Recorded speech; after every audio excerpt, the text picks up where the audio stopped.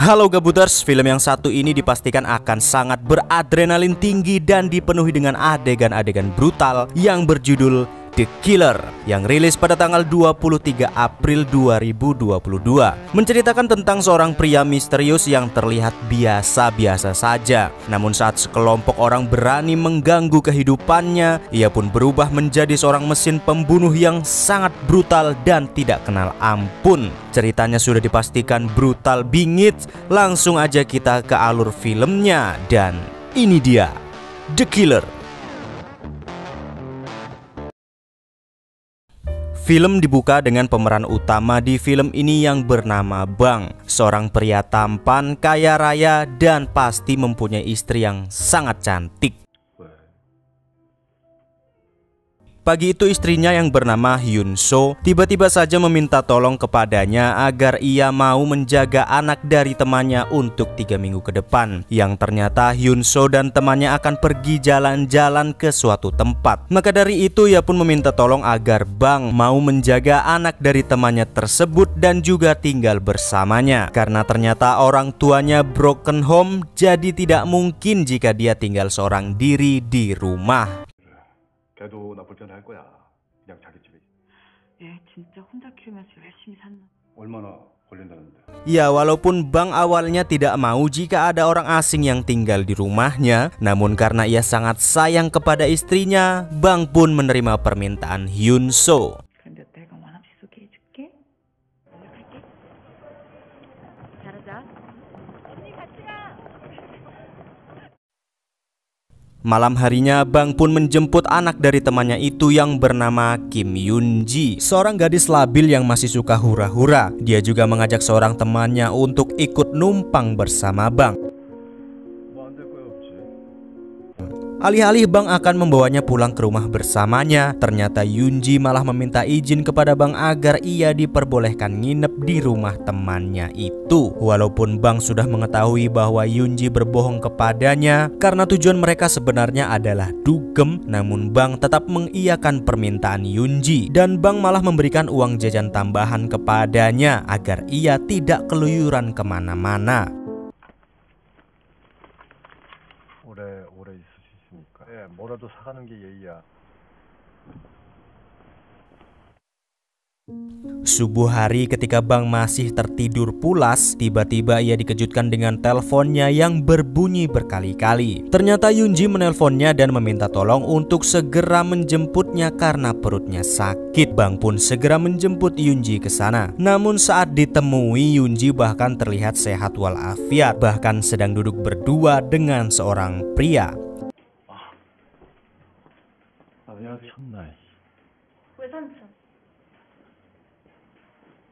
Bang lantas segera mengajak Yoon Ji untuk pulang, namun Yoon Ji malah mengacuhkan Bang yang sedang berbicara kepadanya dan malah asik mainan ponselnya. Bang yang sudah jauh-jauh datang menjemputnya ke sana, tiba-tiba Yoon Ji malah meminta Bang untuk segera pulang saja seorang diri tanpa dirinya. Tentu Bang pun merasa sedikit kesal dengannya karena Yoon Ji sepertinya mempermainkan Bang. 요즘 나랑 장난해? 응?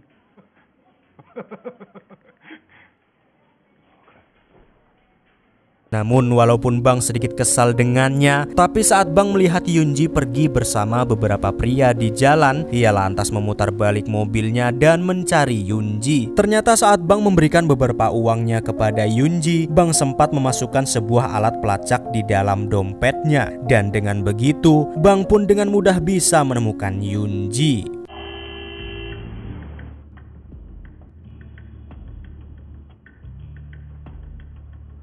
Ternyata Yoon Ji dan temannya saat itu dibawa ke sebuah tempat skating untuk dijual oleh temannya sendiri. Rupa-rupanya pria yang bersamanya tadi hanya berpura-pura baik kepada Yoon Ji karena ia ingin membawanya kepada Sung Yun, teman Yoon Ji yang berperan sebagai mucikari yang menampung anak-anak sekolah untuk ia jual kepada pelanggan-pelanggannya.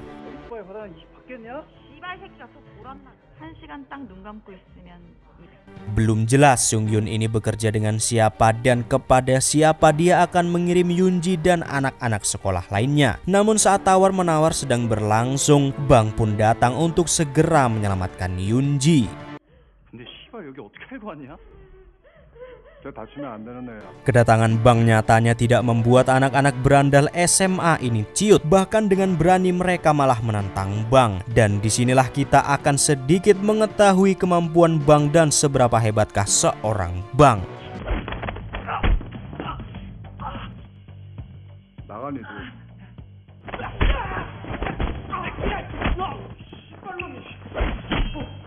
Karena memang mereka semua adalah anak-anak bau kencur, tentu Bang bisa membereskan mereka semua dengan mudah. Dan yang membuat saya yakin bahwa Bang ini bukanlah orang biasa-biasa saja adalah saat Sungyun berhasil menusuk Bang dengan sebilah pisau. Ia bahkan tetap santuy dan tidak memperlihatkan ekspresi rasa sakit sedikit pun di wajahnya.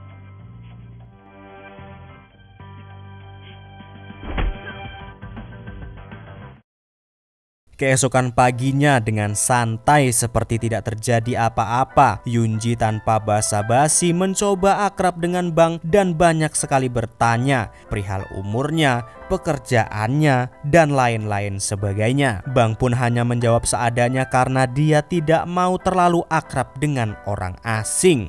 아저씨 뭐 하는 사람이에요? 왜? 딸인 나이가 없어요? 그냥 안 낳는 거야. 어저께 돈 줬잖아. 그걸로 밥 사 먹어. 42이야, 42.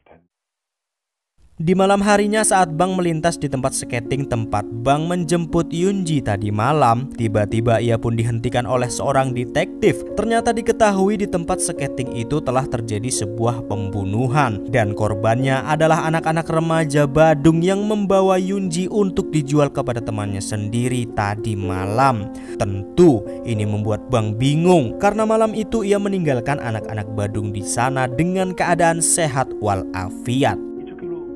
자주 다니세요? 저기 지하 롤러장에서 10대 애들이 칼에 맞았어요. 수고하세요.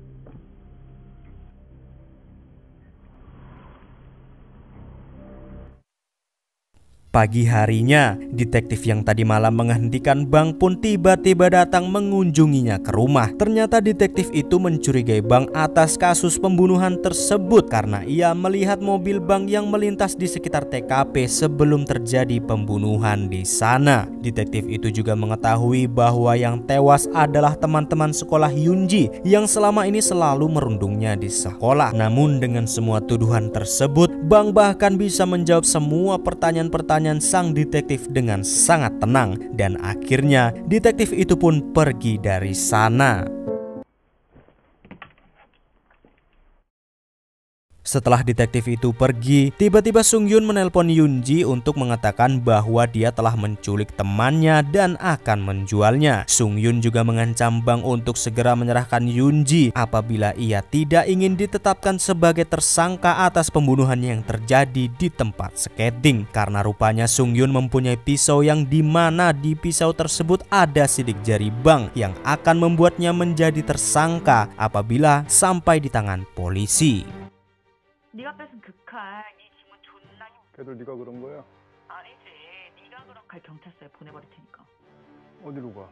Dan mulai dari sini kita akan benar-benar melihat sehebat apakah sebenarnya seorang Bang. Kita akan melihat Bang bahkan mempunyai semua alat-alat yang dibutuhkan untuk menjadi seorang mata-mata atau seorang pembunuh profesional. Bang lantas memberikan alat pelacak untuk Yunji selama ia meninggalkannya di rumah seorang diri. 차고 있어. 여기 있어. 걸리적거리니까. Bang pun segera mengikuti pelacak yang ada di dompet Yunji yang ada di tangan Sungyun untuk bisa menemukannya.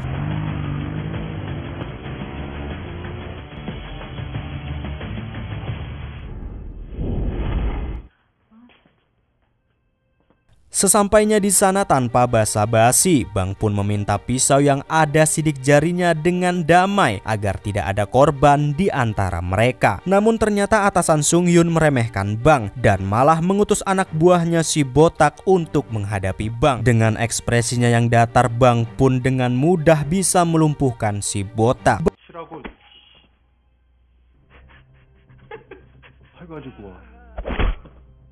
Bahkan masih dengan ekspresi datarnya, Bang dengan sangat kejam menyiksa dan menyayat tangan si botak dengan sebilah pisau karena Sungyun tidak mau memberikan pisau tersebut.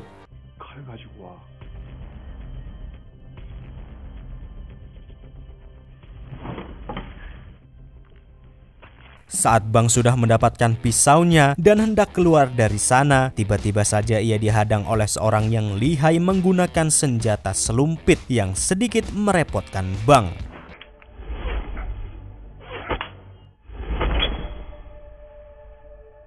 Entah siapa orang tersebut, namun dilihat dari gaya bertarungnya, dia juga sepertinya bukanlah orang biasa. Bang pun meladeni pria tersebut dengan pertarungan singkat dan akhirnya bisa pergi dari sana.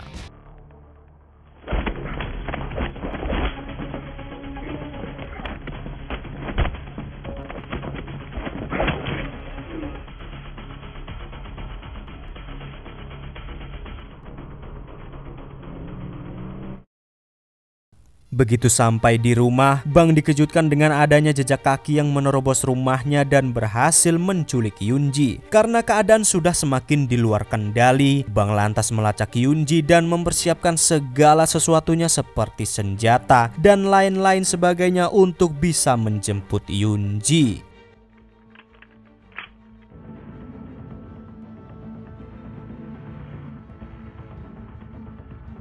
Setelah sampai di sana, Bang terus mencari Yunji kemana-mana namun ia tidak menemukannya. Ternyata gelang pelacak yang ada pada Yunji sudah diketahui oleh Sung Yun. Mengetahui Bang yang sudah berada di tempat itu, Sung Yun lantas berusaha kabur dari sana. Namun sayang, ternyata Bang berhasil menangkapnya.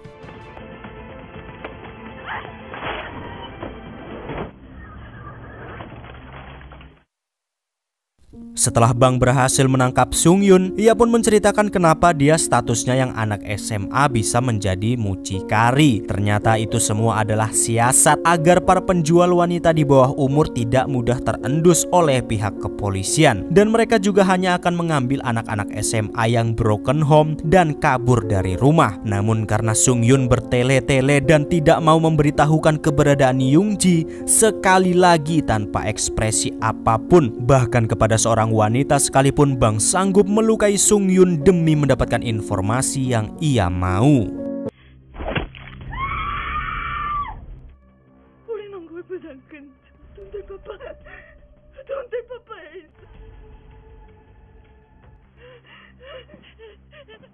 Bang lantas langsung menuju hotel di mana Yunji sedang disekap. Baru saja Bang masuk dan membuka pintu, ia langsung disambut dengan sebuah kapak terbang yang langsung mengarah kepadanya.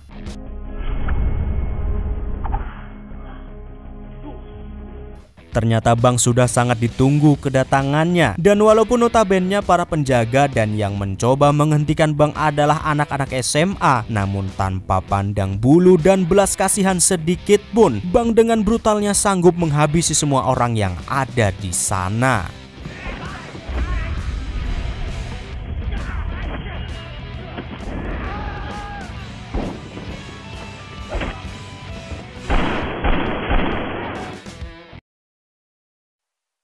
Bahkan ketika ada 3 orang anak yang mencoba kabur dari Bang, ia dengan santuinya menembak satu persatu dari mereka karena mereka yang tidak bisa memberikan informasi keberadaan Yunji saat ini.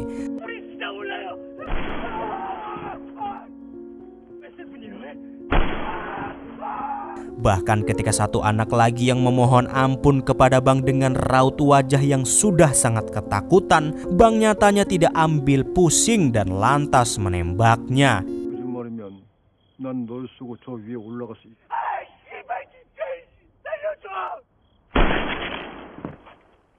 Belum sempat mengetahui lokasi Yunji, ternyata di sana sudah ada orang yang lihai menggunakan selumpit yang terus memburu Bang. Kita panggil saja si Oren. Si Oren lantas dengan pedenya memberitahukan lokasi Yunji saat ini karena ia merasa bahwa Bang tidak akan selamat darinya. Ternyata diketahui si Oren ini memang bukanlah orang sembarangan. Terlihat dari pisau yang ia bawa adalah pisau pasukan khusus Nazi dan sepertinya dia adalah salah satu pasukan keamanan di dalam bisnis haram ini. 화물터미널 블라디보스톡 이리나오 여기서 나갈 수 있을까? Karena Bang tidak mempunyai banyak waktu untuk meladeni si Oren, ia pun lantas membuat jebakan untuknya. Sambil sedikit meladeni pergelutan dengannya, diam-diam Bang sudah menyantolkan sebuah tali di celana si Oren agar Bang bisa kabur dari sana.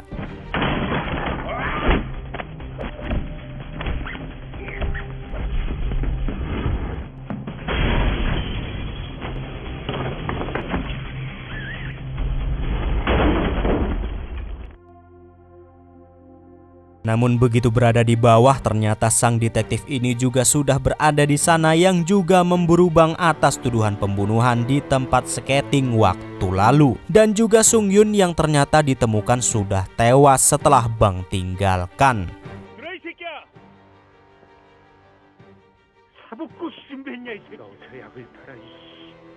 Namun dengan keahliannya, Bang lantas bisa merebut pistol si detektif dan memintanya untuk segera membawa mereka pergi ke tempat di mana Yunji berada jika ia ingin tahu kejadian yang sebenarnya.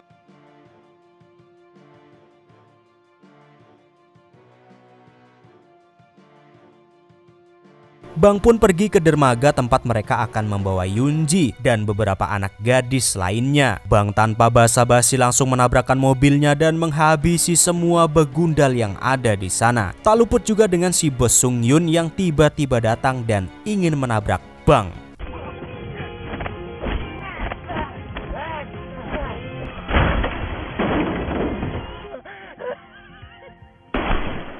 Setelah berhasil menyelamatkan Yunji, Bang ternyata mengetahui kalau si detektif ini adalah seorang polisi korup dan juga ada kaitannya dengan bisnis haram ini. Bang lantas meminta bantuannya agar bisa menemukan si bos besar dari bisnis haram tersebut jika ia tidak ingin Bang membocorkan semua tindak kejahatan dan tindak korupnya.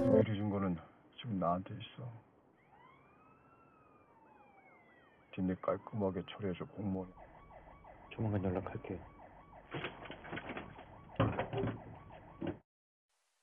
Singkat cerita, di rumah sakit, sang detektif pun datang berkunjung untuk menanyakan dari mana sebenarnya Bang mengetahui jika ia ada kaitannya dengan semua ini. Ternyata Bang mengetahuinya saat terjatuh dari hotel dan melihat ada mayat Sung Yun di dalam bagasinya. Dan juga dari telepon si bos Sung Yun, di mana di teleponnya ada nomor si detektif korup ini. Dari sini Bang langsung bisa mengetahui kalau ia ada sangkut pautnya dengan bisnis haram tersebut.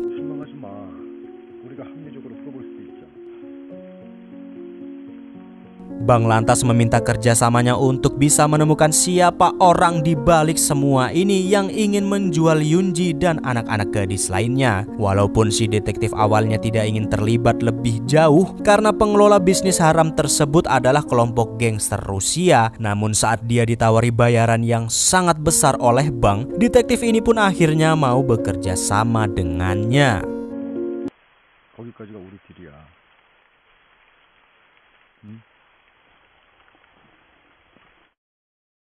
Karena Bang ingin menuntaskan semua kekacauan ini sesegera mungkin sebelum istrinya pulang, Bang lantas mengunjungi seorang teman dan meminta senjata khusus untuknya yang akan digunakan untuk menerobos pusat bisnis haram milik kelompok mafia Rusia. Bang lantas meminta sebuah sniper M200 lengkap dengan peredamnya. Sebuah sniper yang benar-benar bisa menembak apa saja, bahkan mampu menembus berlapis-lapis dinding beton.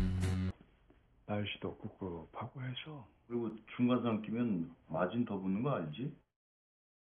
Tidak lama kemudian sang detektif pun menelpon dan memberitahukan informasi orang yang akan memesan Yunji di sebuah hotel. Bang pun langsung menghampiri hotel tersebut dan tanpa ampun langsung menghabisi semua orang yang ada di sana. Saat menemukan orang yang memesan Yunji, Bang pun mencari tahu lebih dalam tentang bisnis haram ini, siapa orang yang menjalankannya, dan kepada siapa dia akan menjualnya. 나도 죽일 거지. 아? 뭘 버리지 마. 잘하면 살 수도 있잖아. Ia pun mengatakan bahwa Yoonji akan ia jual kepada seorang hakim yang sangat berkuasa di Korea. Dan hakim ini sudah 10 tahun lamanya berkecimpung dalam bisnis kotor ini dan sudah berulang kali memesan beberapa gadis Korea maupun gadis Rusia untuk ia cicipi. Ternyata bisnis haram ini bekerja sama dengan pihak Rusia dan saling tukar-menukar gadis-gadis dari negara mereka untuk dikirim ke berbagai negara. 러시아 애들 동남아 애들 다양한 한국 애들로 만족이 안 되니까 러시아 조직. Sampai sini kita masih belum bisa mengetahui siapakah sebenarnya Bang ini. Kenapa dia sangat terampil dan sangat lihai dalam hal membunuh. Namun yang jelas, sepertinya Bang adalah seorang mantan pasukan khusus atau seorang pembunuh bayaran di masa lalunya. Karena setelah ia mengeksekusi semua orang yang ada di sana, Bang meminta bantuan teman-temannya untuk membersihkan semua kekacauan yang sudah dia buat. 마지막으로 그것까지만 마무리해줘. 나는 은퇴했다는 소리를 들었는데 조만간 연락할게.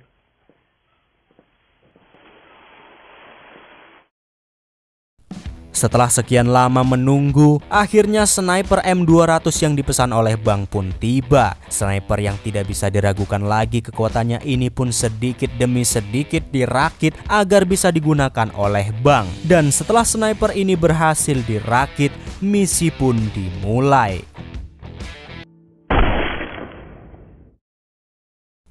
Sebelum menjalankan misinya, Bang lantas meminta bantuan kepada detektif korup agar ia mau membantunya memporak-porandakan tempat bisnis haram tersebut. Menggunakan snipernya, Bang satu persatu menembak para penjaga yang ada di luar tanpa ada yang tersisa satupun.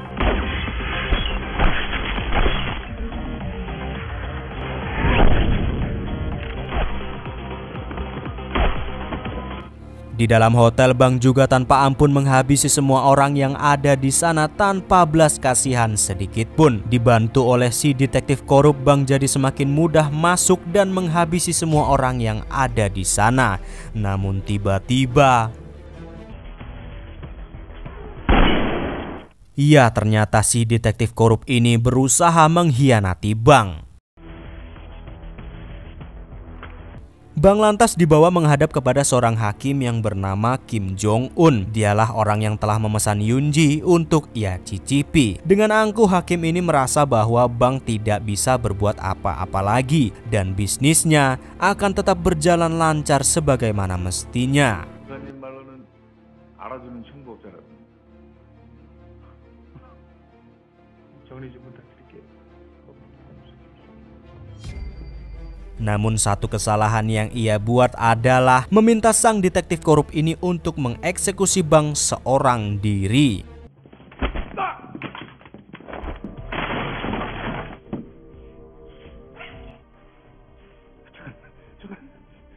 Ternyata Bang membiarkan dirinya tertangkap karena ia ingin mengetahui wajah sang hakim. Dengan brutal Bang pun menghabisi semua orang yang ada di sana. Begitu juga dengan si detektif korup. 왜 너한테 잡혔을까? Namun misi Bang belum selesai sampai di sini. Bang mau tidak mau harus berurusan dengan si Oren sebelum ia bisa mengeksekusi sang hakim dengan tangannya sendiri.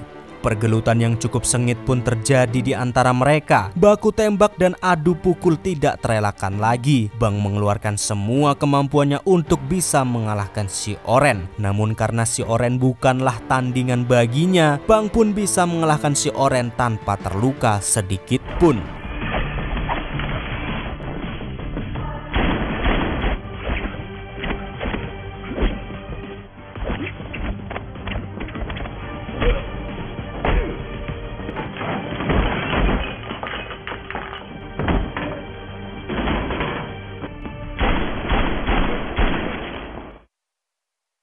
Setelah puas melampiaskan hasratnya dengan gadis muda, sang hakim pun terkejut melihat Bang yang sudah berada di ruangannya. Sang hakim yang tadinya sangat songong dan belagu bukan main, kini wajahnya sangat pucat dan tidak bisa berkata apa-apa lagi. Ia lantas mencoba menyuap Bang agar mereka bisa berdamai dan mencari kambing hitam untuk semua kekacauan ini. Namun Bang yang terlihat sangat santuy dan mencoba berseloroh atau bersenda gurau dengan sang hakim dengan mengatakan bahwa dia hanya ingin tahu siapa mucikari sebenarnya dan yang bertanggung jawab atas penjualan Yunji dan gadis-gadis lainnya. 내 손발 다 잘렸는데 어디서 애를 구해?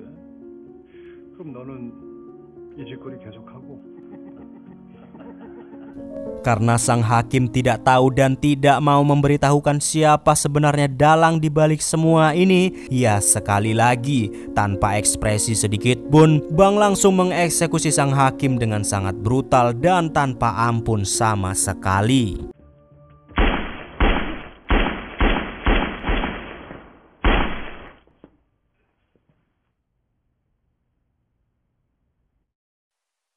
Beralih dengan Hyun So yang sudah pulang dari liburan dengan ibunya Yunji yang sedang beristirahat di pantai. Ibu Yunji lantas bergegas pulang terlebih dahulu. Namun tiba-tiba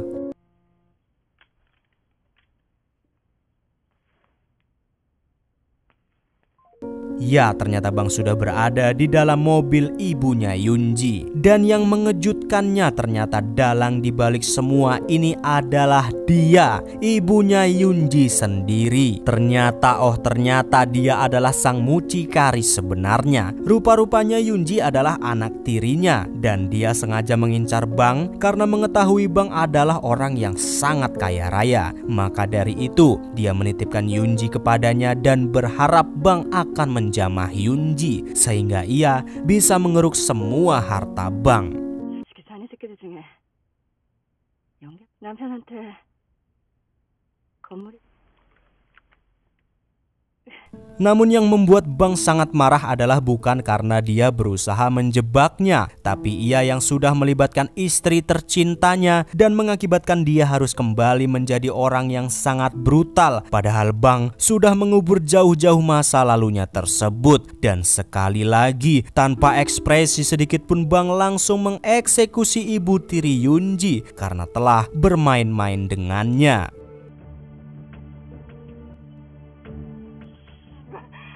자네 새끼들은 다 똑같아. 어른이 될 때까지는 내가 돌볼 거야.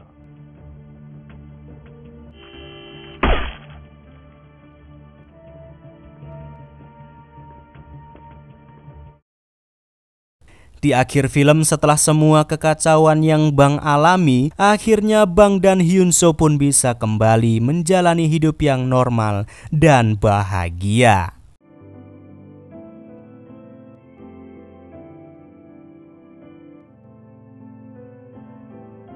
Tamat.